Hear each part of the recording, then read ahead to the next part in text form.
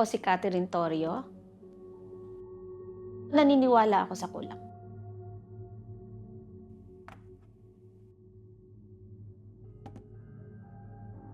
Kasi nangyari na sa akin. Nung una hindi ko talaga 'to pinaniniwalaan.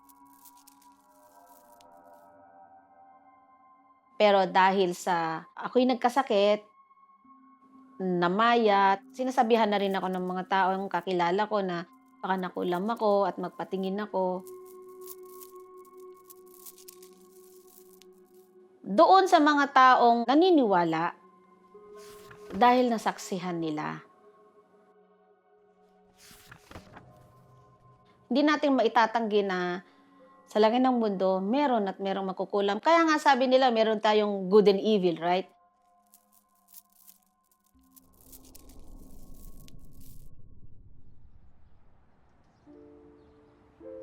Pagdating ko dito sa UAE, siyempre, ang unang naramdaman ko, natakot ako, nag-alala, and nangulila ako sa anak ko. Malungkot. Malungkot talaga. Nung una, naramdaman ko na malayo ako sa lahat, malayo ako sa pamilya ko. At naramdaman ko din na parang strangers ako dito sa lugar na pinuntahan ko. Kasi unang-una, nung may mga kinakausap kang tao, parang alam mo yun, yung pag may tinatanong ka, akala mo hihingi ka ng tulong. Focus ako sa trabaho kasi unang-una marami akong pangarap. Marami akong gustong gawin, kunin ang anak ko, makaipon. Kaya ako nagtiis na pumunta dito sa abroad. Siyempre, sa una, enough na talaga muna yun sa akin. Kasi maayos naman, malaki naman talaga ang sahod. Siyempre, hindi naman nag-stop doon yung natin yung pangarap natin. Dapat patuloy na patuloy pa rin tayong mangangarap. Kaya ako nag-business kasi hilig ko ang pagkain. Nung inalok yun sa akin, parang sige kasi hilig ko yun eh. Ang pinakamahirap na parte ng pagpapatakbo ng negosyo ay yung hindi ka naka-focus doon. Dapat kasi 'pag nagnegosyo ka, tutok ka doon. Sa katulad ko na nagtatrabaho and at the same time may negosyo, mahirap. Napakahirap ng gano'n kasi wala ka do'n ng araw-araw, so hindi mo alam kung ano nangyayari.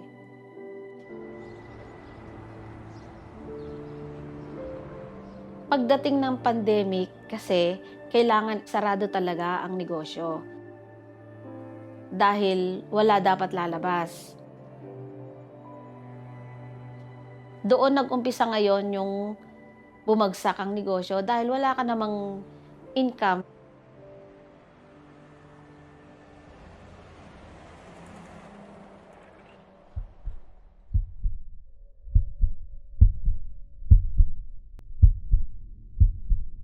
Doon na nag-umpisa lahat na naging complicated na yung mga bagay-bagay para sa akin. Until nung pabalik-balik ako sa ospital, na ang dami ko nang naging sakit, may isang taong nagsasabi sa akin na nakikipagkaibigan din na baka may kung ano na nangyayari sa akin.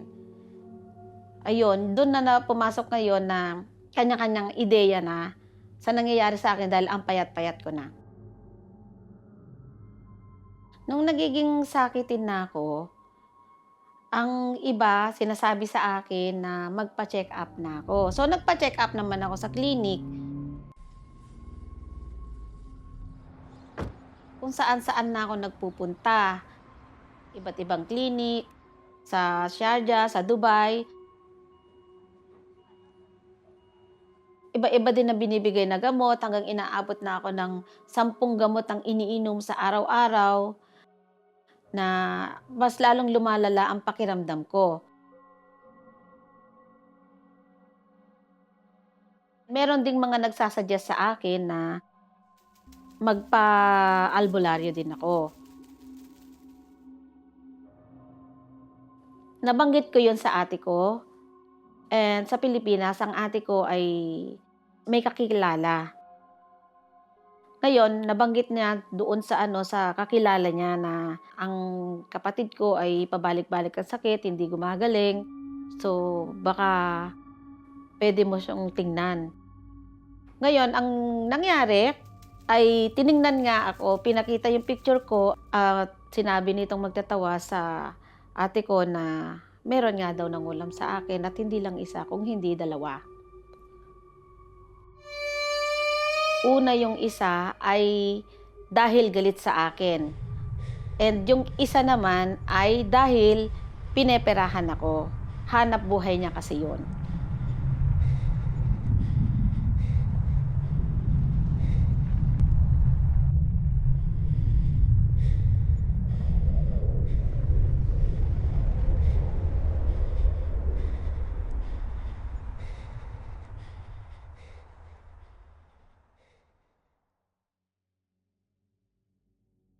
Doon na rin yung time din na yon na nagsabi na rin ng ate ko na umuwi ako at magpagamot dahil meron daw nananakit sa akin.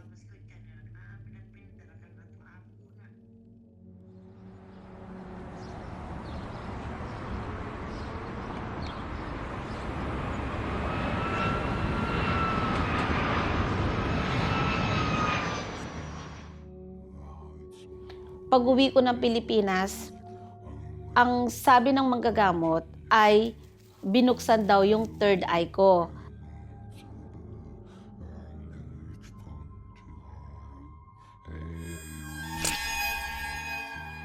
Ang third eye yun yung nandun sa noo.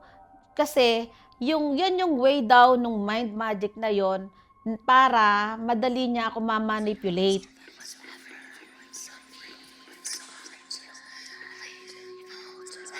Then, at the same time din, ang paliwanag din sa akin ng manggagamot na kapag bukas na ang third eye mo, madali ka rin pasukin ng mga bagay-bagay, mga, alam mo yon yung mga hindi nakikita.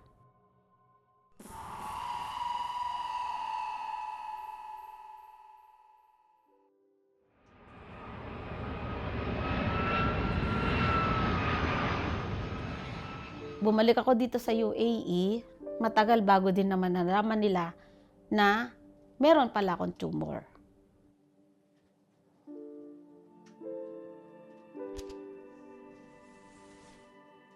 So, agad-agad na tiningnan namin yon, pinatingnan namin at nakumpirmang tumor nga at malaki na. Malaki na yung tumor. Nung malaman ko may tumor na ako, hindi naman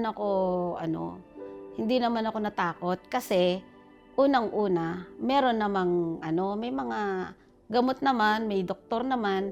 Ang mahalaga lang talaga sa akin, malaman kung ang tumor ko ay benign o hindi. Sinabi namang benign, so hindi ako nag-worry.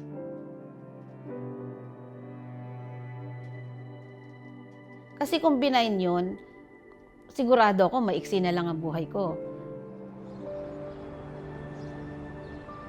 Hinarap ko mag-isa yung pagsubok na yon. Hinarap ko talaga mag-isa, pumunta ako sa ospital araw-araw, pabalik-balik ako sa ospital. Hindi ko na rin sinama ang anak ko kasi ayaw ko siyang i-involve doon sa hinaharap kong pagsubok. Nung nandun na mismo yung panahon na operahan na ako, hindi ko naisip na ito na yung last day ko. Nag-good night lang ako sa anak ko. Walang bilin-bilin or kahit na ano pa man. Kasi alam ko, magigising ako. May tiwala ako sa doktor, may tiwala din ako sa Diyos na bubuhayin pa niya ako. Ay siguro kung hindi na ako nabuhay, mawawalan ako ng worry. Worry sa anak ko, sa pamilya ko. Kasi alam ko naman na, alam mo yun na kaya niya na ng buhay niya. Alam ko naman din ang pamilya ko, magulang ko ay may mga kapatid pa ako. Siyempre, yung unang tumulong sa akin na para harapin ang lahat ng ito after ng operation ko, is yung nabuhay ako eh. nabuhay ako, it's another life, it's another chance. Dapat talaga move on. Kahit na ano man nangyari, bumagsak lahat, tuloy pa rin ang buhay. Doon na-realize ko na simple life is better.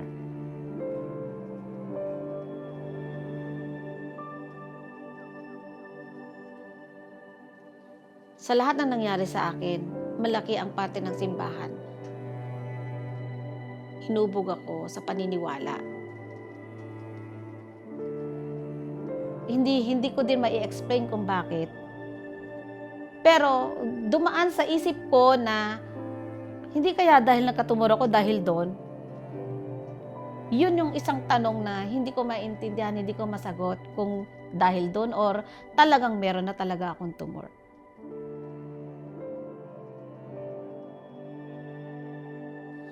Naniniwala ako sa kulam. Nangyari sa akin to eh. Kayo, naniniwala ba kayo sa kulam?